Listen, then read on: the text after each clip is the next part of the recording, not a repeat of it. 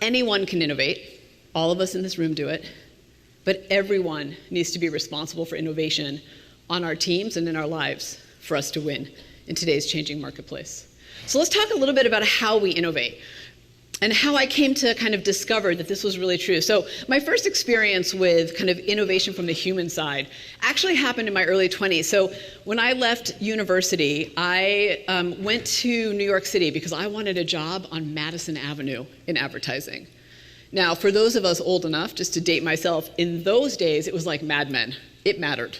Like, these were where the big advertising agencies were. I had to be a part of it. So I landed myself a job at Young & Rubicam, which was the second largest ad agency in the world at that time. And I got on the very prestigious brand, Chef Boyardee. Does anybody here eat it? It's not just me, right? Like, I ate it almost every day. The raviolis, oh my God. Whew, memories.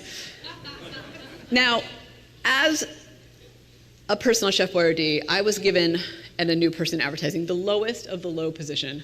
I was an account coordinator. That meant I was lucky if I got coffee and made copies. That's it. But I had an amazing leadership team. Anita May was her name. She was our senior director. And she said, all right, Tamara, I think you have potential. So I'm going to give you the big job. Your job is to bring everybody together for the big strategic meeting. Everyone has to be there, especially Steve and the creative department. I thought, oh my God, this is my big break. Like, if I prove myself here, my career is gonna take off.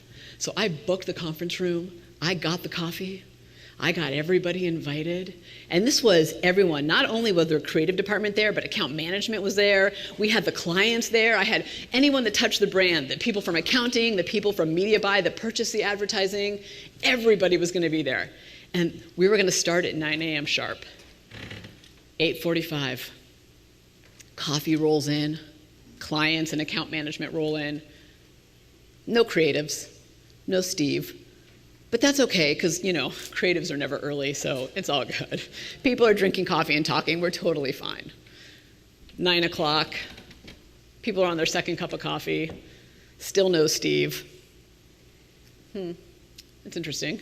But you know what? Hey, creatives are never on time, so that's okay. We're still good. 9:20 rolls around. Now everybody's sitting at the table, kind of looking around, because we can't possibly start without Steve. He's the magical genius. He's the one that we all just wait for and walk down the hallways with our notebooks, waiting for him to say something brilliant so we can execute on his creative genius. And he's still not there. 9:30, now people are getting angry and the coffee's empty. 9:45, I start dialing for dollars. I have got to find Steve. So I'm calling everywhere. I finally get him at home. And I say, Steve, hey, it's Tamara.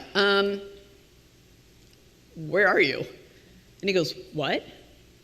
I said, well, today's the big meeting. Today's where we set the creative. Like, you got to get here. And he goes, oh, you know, I wasn't feeling it, so I stayed home. You're going to have to reschedule.